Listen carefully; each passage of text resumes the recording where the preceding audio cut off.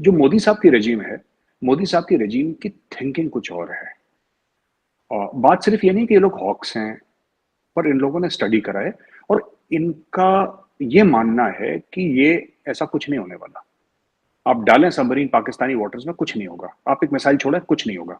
ये कुछ होने जाने वाला नहीं है। आप करते रहो, देखते हैं कहां तक होता है, देखते हैं कहां तक होता है।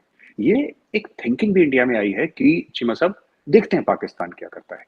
बिकॉज क्या हुआ है कि यहाँ पे एक फीलिंग है चीमा साहब, और ये फीलिंग मैं चाहता हूं एज अ पाकिस्तानी एनालिस्ट आप थोड़ा सा इसको समझने की कोशिश करें। आप अग्री नहीं करेंगे ये मैं समझ रहा हूं, पर आप समझने की कोशिश करें।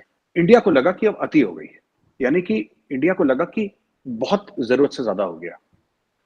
हमारे यहाँ जो टेरर अटैक्स हुए, और हर समय एक हार्ड रिस्पॉन्स इंडिया की तरफ से हर समय रोका गया, क्योंकि यहाँ पे पॉलिसी मेकर्स को पहले ये लगता था कि यार जैसे पार्लियामेंट अटैक्स हुए, right, you are aware, parliament 2001 में पार्लियामेंट अटैक्स हुए, अक्षरधाम टेम्पल पे अटैक्स हुए, 1993 कई सौ लोग मारे गए बॉम्बे में, दाऊद इब्राहिम, वो हुए, और 26/11 is world famous, everybody knows about 26/11, right.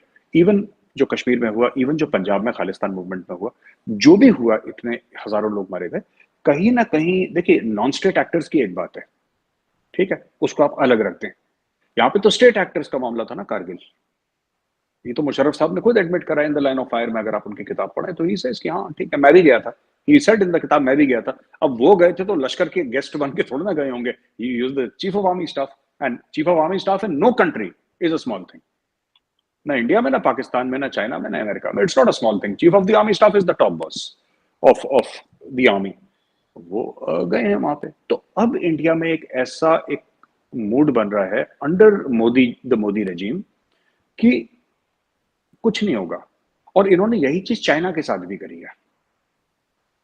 China ने करा कुछ, इन्होंने बोला अच्छा मार दो, तुम भी मार दो, कुछ नहीं, चाइना कुछ नहीं करेगा। ये इनके मन में आ गया है। देखते हैं क्या करेगा चाइना, ऐसा कर क्या लेगा चाइना, जो इतना हवा हम लोगों ने बना रखा था इतने सालों में अपने मन में, कि चाइना ऐसा है कि जैसे ना बच्चों को कहते थे कि बेटा चुपचाप सो जाओ वरना गब्बर आ जाएगा। वो फिल्म का डायलॉग है ना, बड़ा मशहूर। तो मोदी जी ने बोला गब्बर आ जाएगा, तो देखते हैं गब्बर क्या करेगा। Let's see what Gabbar does. हो सकता है हमें ठोक दे, हो सकता है हम गब्बर को ठोक दें, लेकिन एक तरफ तो हमारे माइंड क्लियर हो जाएगा कि हाँ गब्बर ये कर सकता है और हमें गब्बर को कर सकते हैं।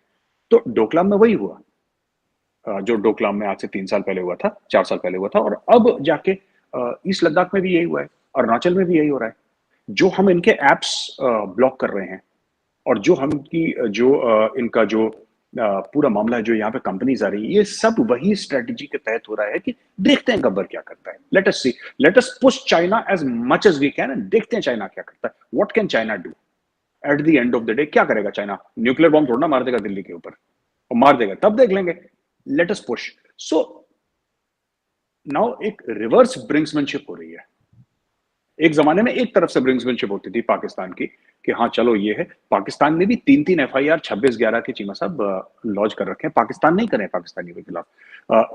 FIRs have been launched in Pakistan against the perpetrators of 26/11, and कहीं ना कहीं पाकिस्तान में भी रिकॉग्निशन है कि जब आपने लश्कर के हेड को, चीफ को, हाफिज सईद को जेल में डाला है, तो कहीं ना कहीं ये है कि हाँ कम से कम टेररिस्ट फंडिंग में या मनी लॉन्ड्रिंग में कहीं ना कहीं he was involved in some way, directly or indirectly. So Pakistan recognizes, they have put him in jail. Pakistani courts have put him in jail. उसको जिंदगी भर के लिए जेल में डाल दिया हाफिज सईद को ना। तो कहने की बात यह है चीमा साहब कि दिस ब्रिंक्समैनशिप हमारे साथ बहुत सालों से हुई, चाहे कारगिल में हुई, चाहे पार्लियामेंट अटैक हुई, चाहे ऐसे हुई, चाहे वैसे हुई, होती चली गई। चाइना की तरफ से भी होती चली गई। We lost the 1962 war Cheema साहब। और हमारे स्कूल्स में बच्चों को ये सिखाया जाता है कि 1962 की जंग हम हारे, and let it be a lesson कि हम दोबारा ना हारे कभी। तो मुझे भी यही पढ़ाया गया था कि 1962 की जंग, ठीक है, हम बहादुरी से लड़े, जो भी लड़े, हमारे फौजी लड़े, मेरी रेजिमेंट भी थी उस लड़ाई में। बहुत बैटल ऑफ रिजांगला बड़ी फेमस बैटल है, मैं कभी बताऊंगा आपको उसके बारे में। लेकिन एक अंडरस्टैंडिंग आई कि बस there is a way to handle China, and the way to handle China is not to blink. अगर चाइना 10 करता है तो आप 20 करो। China will back down at the end of the day, because we have to have confidence in our own power at the end of the day. 130 crore का मुल्क है, we can't be a pushover. Nobody can come and से कि जी ऐसे ही चलो जी, एवं ही है, कोई दिक्कत नहीं। वो नहीं हो सकता। वो रोक दिया मोदी जी ने। पाकिस्तान ने 47-48 का शुरू करा, 65 ऑपरेशन जिब्राल्टर करा, 2 दिसंबर 1971 को ऑपरेशन चंगेज खान करा, फिर उसके बाद मुशर्रफ साहब ने वो जो लॉन्च करा था कारगिल का, 4 बार हो गया। Now the next time we will choose, we will not allow Pakistan to choose when it wants to wage war.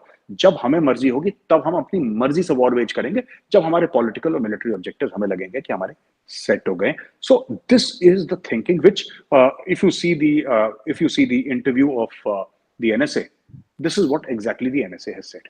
और पुराने समय के लोग ऐसे भी सोचते हैं कि stable Pakistan is in India's interest, कि अगर इंडिया की इकोनॉमी बढ़ रही है तेजी से, इंडिया की पॉलिटिकल जो क्लाइमेट है इंडिया का वो स्टेबल है, इकोनॉमिक आउटलुक स्टेबल है, सब कुछ ठीक ठाक है इंडिया का, तो अगर बगल में आग लगती है तो आपको भी आएगी, आपको भी इम्पैक्ट करेगी। ये कई समय तक पहले की एक थिंकिंग थी इंडिया में, और ये बात सच है, ये थी थिंकिंग। अब बड़ी तेजी से थिंकिंग बदल रही है, और अब ये थिंकिंग आ रही है कि हमें कोई फर्क नहीं पड़ता, आग आएगी तो हम संभाल लेंगे, दैट्स ओके। अब मैं आपको बताता हूं है क्या ये बात। ये है कि चीमा साहब देखिए, आई नो मुझे इसमें पिटाई लगने वाली है, लेकिन ठीक है कह देते हैं।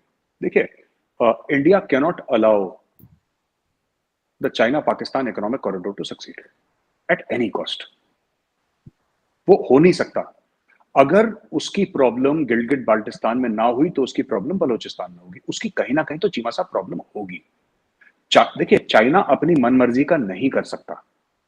ये कि चाइना दुनिया का बाप है और चाइना पूरे ग्लोबल सबका बुजुर्ग है, that and we have told this to China, we have told this to China, number one. Number two, ये बात मैं आपकी शो में पहले भी कह चुका हूं, और मैं दोबारा कहता हूं, एंड आई से with a lot of research Cheema साहब, ये मैं ऐसे कोई इमोशनल बात नहीं कर रहा, I am saying with a lot of research, FATF, IMF, this is not coincidence. अगर किसी को भी पाकिस्तान में लगता है कि कोइंसिडेंस, कोइंसिडेंस नहीं है ये, दिस इज नॉट कोइंसिडेंस। देखिए, बात ये है कि जब पाकिस्तान पॉलिटिकली अनस्टेबल होगा तो क्या चाइना पैसा डालेगा? कोई भी पैसा नहीं डालेगा। चाइना अपने ट्रूप्स तो डालेगा नहीं पाकिस्तान के अंदर, इंडिविजुअल सिक्योरिटी मिलिट्री कॉन्ट्रैक्टर्स डाल सकता है, पर जिसको हम टेक्निकल लैंग्वेज में बूट्स ऑन ग्राउंड कहते हैं, चाइना पाकिस्तान के अंदर नहीं डालेगा, क्योंकि Pakistan is such a highly weaponised society. ठीक है, चीनियों का गला सूख जाएगा अगर फ्रंटियर एरिया में चले गए तो। जहां पे आपके पठान है, जहां पे बलोच हैं, वहां पे चीनी जाएंगे। इनको तो शॉपिंग मॉल से फुर्सत नहीं है चीनियों को। और वहां पे, अरे वहां पे कबायली इलाके में साहब, मतलब पत्थर का कलेजा चाहिए वहां पे सर्वाइव करने के लिए। चीनी भी नहीं सर्वाइव करते, इनको हवा ही नहीं लगनी वहां पे। अगर पहुंचा वहां पे तो एक एक घर में 10-10 हथियार पड़े हुए हैं, and people are of that nature where they have been fighting for 1000 year. Pathan 1000 साल से लड़ रहे हैं।